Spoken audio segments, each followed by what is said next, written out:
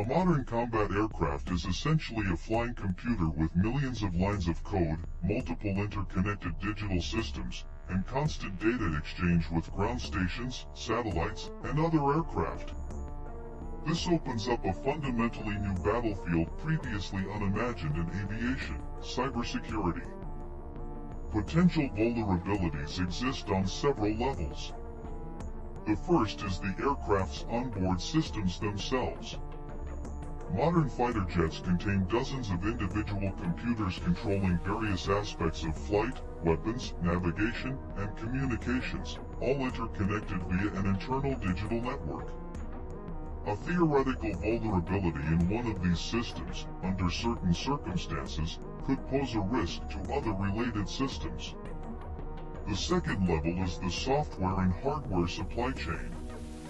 A modern aircraft contains components and software code from numerous different suppliers and subcontractors. Ensuring that no component in this complex supply chain contains hidden vulnerabilities or intentionally implanted backdoors is a colossal challenge for security services. The third level is communication channels. Modern aircraft constantly exchange data through various secure channels: tactical data exchange between aircraft in a group, communications with ground control stations, and satellite communications for drones. Each such channel theoretically represents a potential attack point if an adversary manages to disrupt secure data exchange or jam the transmitted information. Military departments around the world are devoting enormous attention to this issue, developing multi-layered security systems. This includes cryptographic protection of all communication channels with constantly changing encryption keys, physical isolation of the most critical flight control systems from systems with external communication channels, regular auditing of software code for vulnerabilities, and strict control over the entire supply chain of components and software. There is also the concept of an air gap. Certain critical systems have no physical direct connection to external networks or the internet, which theoretically eliminates the possibility of a remote cyber attack on them, although it does create difficulties with updating and maintaining these systems. Military analysts view cyberspace as a fully fledged fifth domain of warfare, alongside land, sea, air, and space. And as military aircraft become increasingly digital and interconnected, the importance of cybersecurity in aviation will only increase, becoming an integral part of the design of any new aviation system from the earliest stages of development, rather than an afterthought.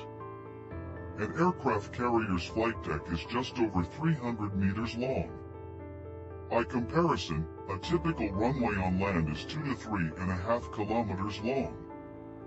How does a fighter jet with a landing speed of approximately 230 kilometers per hour fit into this tiny space, especially on a moving platform? The answer is the arresting gear and the landing hook. A special hook, known as a tail hook, is located under the aircraft's aft section.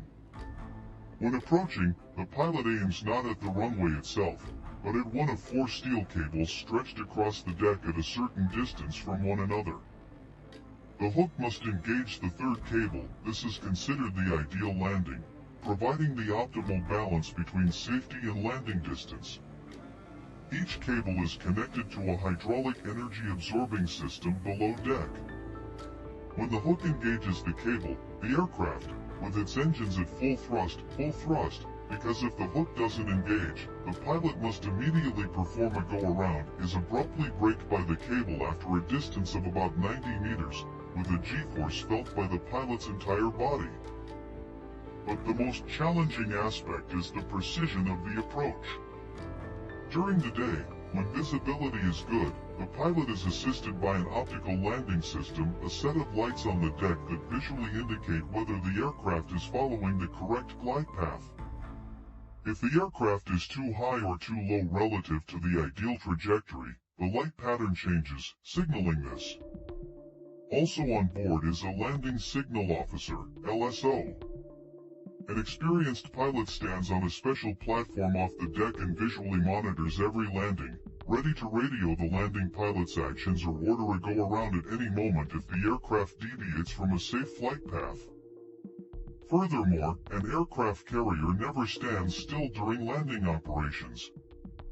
It sails into the wind at a certain speed, creating an effective headwind over the deck, which reduces the aircraft's relative speed during landing and makes the maneuver more controllable.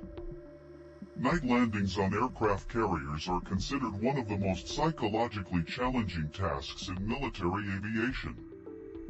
Pilots describe it as trying to enter a table-sized mailbox in pitch darkness at over 200 kilometers per hour, navigating almost exclusively by instruments and a few lights.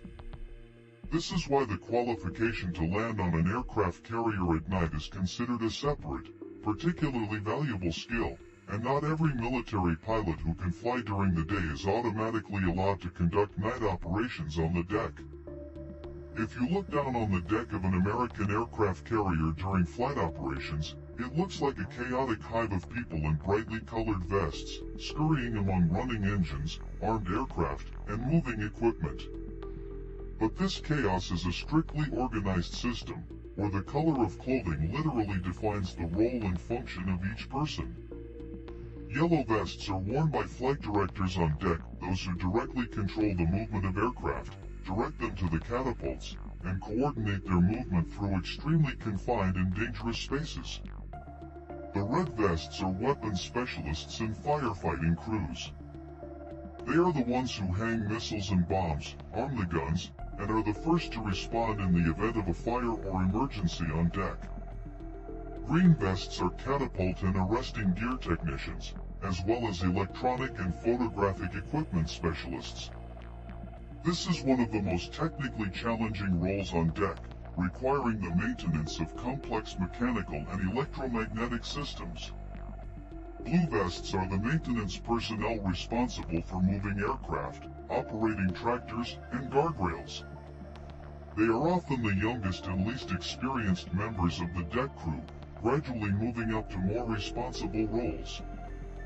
The white vests represent a variety of different roles, including flight safety instructors, medical personnel, and quality controllers who ensure the aircraft is ready for takeoff. Brown vests are the so-called plane captains, responsible for the specific aircraft assigned to them, knowing its technical condition down to the smallest detail.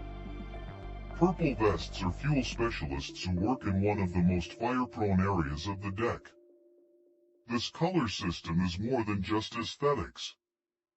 On an aircraft carrier's deck, engines are running at full speed, weapons are moving, and the noise level is so high that voice communication is often impossible without specialized communication equipment. Instant visual recognition of a person's role by the color of their vest is a critical safety feature, allowing you to understand in a split second who is standing in front of you and what actions are expected of them, without wasting time on negotiations. A mistake on the deck of an aircraft carrier can cost lives in seconds. A running jet engine, a spinning helicopter rotor, a moving airplane all create a high-risk environment where a clear, instantly understood system of roles saves lives every day. The F-35 Bravo is capable of taking off almost vertically and landing while hovering, like a helicopter. For a fighter with supersonic speed and stealth technology, this seems like a near impossible technical solution. How does it work? The key component is the lift fan, located behind the cockpit. It's not just another engine, it's a separate mechanical system, driven directly by the aircraft's main engine via a shaft. This is the engineering genius of this solution. During vertical takeoff, the Pratt & Whitney F-135's main engine rotates its jet nozzle downward at a 90-degree angle, creating downward thrust directly at the rear of the aircraft. At the same time, a special clutch engages a lift fan in the forward fuselage, drawing air from above and expelling it downward through special louvers in the lower fuselage. This creates 2 points of lift, one in front of the fan and one behind the deployed engine nozzle, which provides the necessary balance for stable vertical takeoff or hovering, similar to how a helicopter balances between its main and tail rotors, only here the roles are performed by 2 vertical jets of air instead of rotating blades. Additionally, special rotating nozzles on the sides of the fuselage, using part of the air from the engine compressor, provide roll control during hovering, compensating for the slightest asymmetrical disturbances. This entire system is controlled exclusively by a computer. A human is physically incapable of balancing several independent thrust sources simultaneously quickly and accurately enough while hovering. The pilot simply sets the desired direction and speed using a dedicated joystick, and the onboard computer calculates and adjusts the operation of all lift elements several hundred times per second to maintain the aircraft's stable position in the air.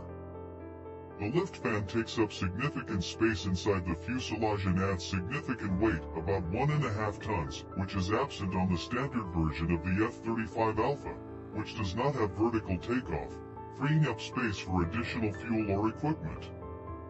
It's a classic compromise. The ability to take off and land vertically is critical for the Marine Corps, where aircraft must often operate from small landing craft or unprepared airstrips without long runways. But this ability comes at the cost of weight, volume, and, consequently, range and payload compared to a conventional version of the same aircraft. Imagine an enemy air defense system seeing not just one, but dozens of approaching aircraft on its radar screens at once. Operators are forced to distribute a limited number of interceptor missiles among numerous targets, most of which aren't real aircraft at all. This is the operating principle of miniature decoys, such as the American ADM-160 drone, known as MALD, Miniature Air Launch Decoy. The device, slightly larger than a large cruise missile and weighing approximately 140 kilograms, is launched from a combat aircraft at a safe distance from enemy air defenses. The drone then flies autonomously along a pre-programmed route, mimicking the characteristics of a full-size combat aircraft on enemy radar. How is this imitation achieved? A special device that reflects radio waves, essentially a controlled radar reflector, or lunarbird lens in some implementations, is capable of creating an effective reflective surface similar in signal strength to a real fighter or bomber, despite being significantly smaller. A more advanced version, the MALD-J, additionally carries a miniature electronic jamming system capable of not only imitating an aircraft on radar, but also actively suppressing or distorting the operation of enemy air defense systems directly in the area of its flight. The tactical application is as follows. Before launching a real strike, a group of such decoys is launched toward the defended target. The enemy's air defense system is forced to react to them as a real threat, activating tracking radars, which reveals their location to electronic reconnaissance, and expending expensive interceptor missiles to destroy the essentially empty, inexpensive drones. While the enemy expends resources and, crucially, reveals the location of its air defense systems by reacting to false targets, the real strike aircraft either remain undetected, approaching from a different direction, or receive critical information about the location of the activated radars for subsequent strikes with specialized air defense suppression systems. The cost of one such decoy drone is significantly lower than that of a real combat aircraft, much less than the cost of a pilot's life.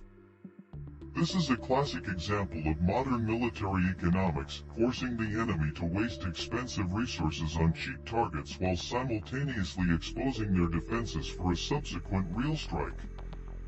A military aircraft can eject a pilot in an emergency not only in the air at high speed, but also at zero altitude and zero speed, that is, literally while standing on the ground. This is called the 0-0 characteristic of an ejection seat, and achieving this capability required decades of engineering work. The first ejection seats, which appeared during World War II and the immediate post-war years, required a minimum altitude and speed for safe deployment, usually at least several hundred meters, and significant forward speed.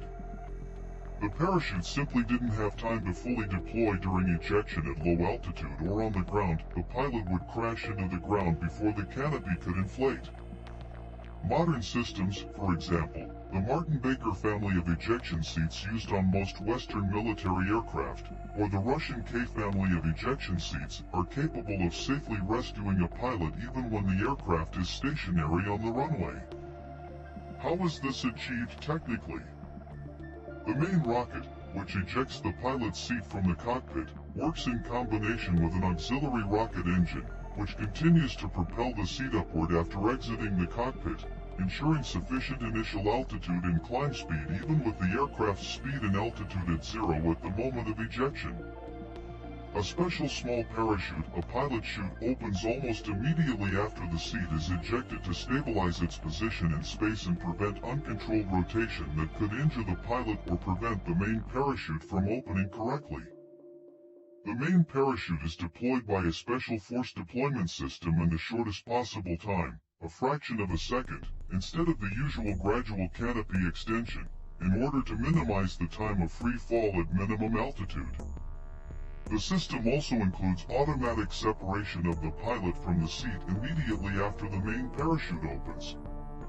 When ejecting at high altitude or high speed, the pilot's seat first stabilizes and reduces speed at a certain altitude, and then the pilot's personal parachute automatically separates and opens separately from the seat.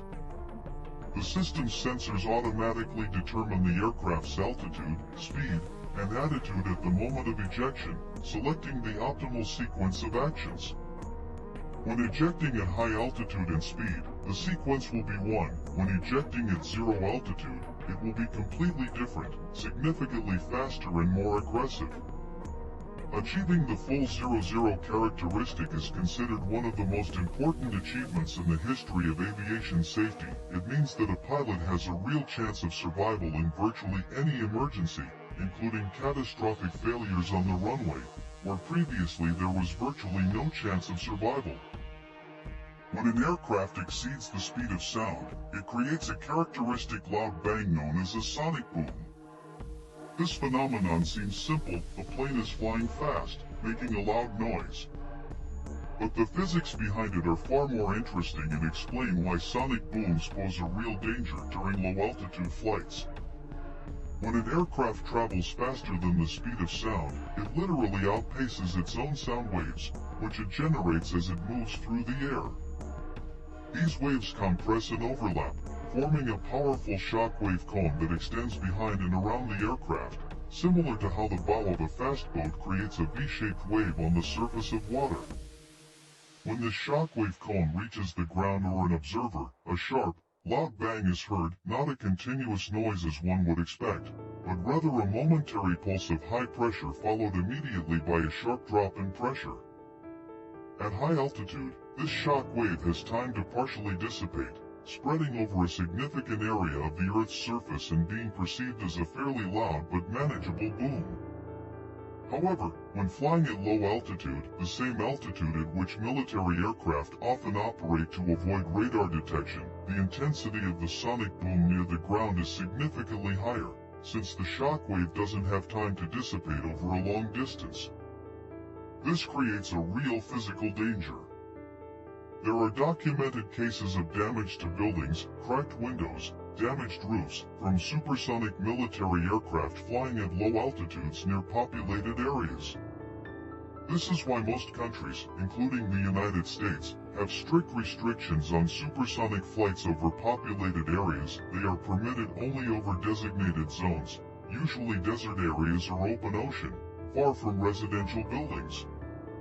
For military operations, this creates a tactical limitation. Aircraft capable of supersonic speeds are often forced to intentionally limit their speed when flying in certain regions precisely to minimize collateral damage from sonic booms, even when it would be tactically more advantageous to fly as fast as possible. Several modern programs, including NASA's X-59 experiment, are working on aircraft that generate significantly less intense sonic booms by using a special fuselage shape that distributes the shock waves more evenly rather than concentrating them into a single, sharp pulse. While these developments are primarily aimed at civilian supersonic aircraft, the principles they employ could well find application in future military programs.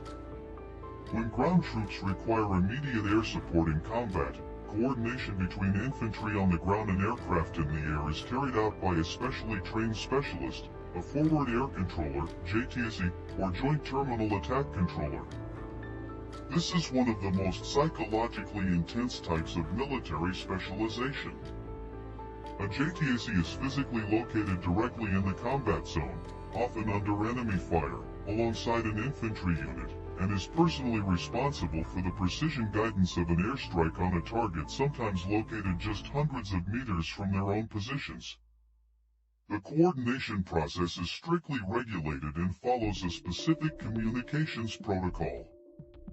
The JTSC establishes radio contact with the approaching aircraft or helicopter, transmitting the precise target coordinates, the desired type of attack, the target's characteristics, and, critically, the location of friendly forces and a safe approach path that minimizes the risk of friendly force destruction.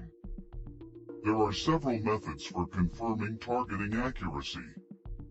One is visually designating the target from the ground using a special laser designator, a laser marker, which the JTSC points directly at the target. The pilot of an aircraft equipped with a laser guidance system sees this point through their optics and can either independently guide a laser-guided bomb or simply visually confirm the correct target before using other types of weapons. Another method is to transmit precise GPS coordinates of the target for use with satellite-guided weapons, such as the aforementioned JDM, which is especially valuable in low visibility conditions when laser or visual guidance is impossible. A critical element of the entire process is the so-called 9-line, a standardized format for transmitting target information, including 9 specific data points: target type, its precise location, target approach direction, friendly force disposition, strike time, and other mandatory parameters. This strict standardization is crucial because, under combat stress, noise, and limited time for radio communication, any ambiguity or missed detail can lead to a tragic error. The JTSC bears primary responsibility for the final confirmation, clearance hot, the authorization to use weapons immediately before dropping a bomb or launching a missile. The pilot may physically see the target from his side, but it is the ground specialist, located directly in the combat zone, who has the most complete and up-to-date picture of the situation on the ground, and their confirmation is the last line of defense against the tragic mistake of injuring friendly forces. JTSC training involves months of intensive instruction, including both theoretical training on weapons types and aircraft platforms, and practical field exercises with real aircraft that practice coordination under the simulated pressures of real combat. Before a cadet experiences real G-forces in the air for the first time during an intense fighter maneuver, he undergoes mandatory training on the ground in a special device known as a G-force centrifuge. It's a huge rotating structure with a cockpit at the end of a long arm, capable of generating G-forces identical to those experienced by a pilot in a real dogfight, up to 9 G-forces and higher in some test programs. The goal of centrifuge training is not only to test physical tolerance to G-forces but also to teach the student the proper techniques to counteract their negative effects. As mentioned earlier, the primary method is a special breathing maneuver, AGSM, which combines tension in specific muscle groups with a specific breathing rhythm that helps maintain adequate blood flow to the brain even under significant G-forces. Centrifuge training occurs in stages. Initially, the student experiences relatively low G-forces, 3 to 4, to get used to the sensation and master basic resistance techniques.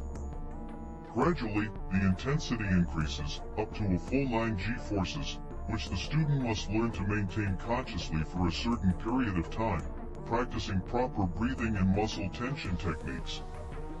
Centrifuge instructors closely monitor the trainee's physiological state through special sensors that track heart rate and blood oxygen saturation, and are ready to immediately stop the rotation at the slightest sign of a dangerous physiological reaction. It's in the centrifuge that trainees first encounter the phenomenon known as the gray spot, a temporary, partial narrowing of the visual field that precedes complete loss of consciousness due to G-forces. This is an important signal that pilots must learn to recognize and immediately respond with proper countermeasures before the situation deteriorates to the point of complete loss of consciousness. The centrifuge is also used not only for basic training, but also for periodic retraining of experienced pilots, as well as for testing new equipment, anti-G suits, helmets, and cockpit elements for their effectiveness under real physiological loads before this equipment is put into service.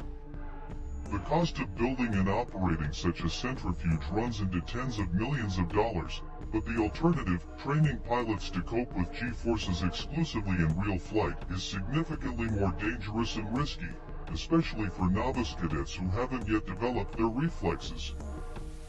In the era of powerful supercomputers capable of highly accurate simulations of airflow around an aircraft, computational fluid dynamics, or CFD, it would seem that expensive physical wind tunnel testing should have become a thing of the past. But this hasn't happened, and understanding the reasons behind this reveals an important aspect of how modern combat aircraft are actually designed. Computer modeling has truly revolutionized aerodynamic design. Engineers can quickly test dozens and hundreds of different wing, fuselage, and air intake configurations on the computer before moving on to physical testing, significantly saving time and money in the earliest stages of development. But a computer model is always a simplification of reality, based on certain mathematical assumptions. Particularly challenging to accurately model are turbulent airflows, flow separation from the wing surface at high angles of attack, and complex shock-wave interactions at supersonic speeds, all phenomena that are critically important for maneuverable combat aircraft operating at the limits of their aerodynamic capabilities. That's why the final verification and refinement of aerodynamic characteristics almost always takes place in a real wind tunnel, where a scaled-down physical model of the aircraft is tested in an airflow that recreates real-life flight conditions. Special sensors installed throughout the model's surface record the actual pressure distribution, drag forces, and vortex formation patterns, data that is then compared with the computer prediction. A separate and extremely important category of testing is the so-called full-scale static airframe failure tests.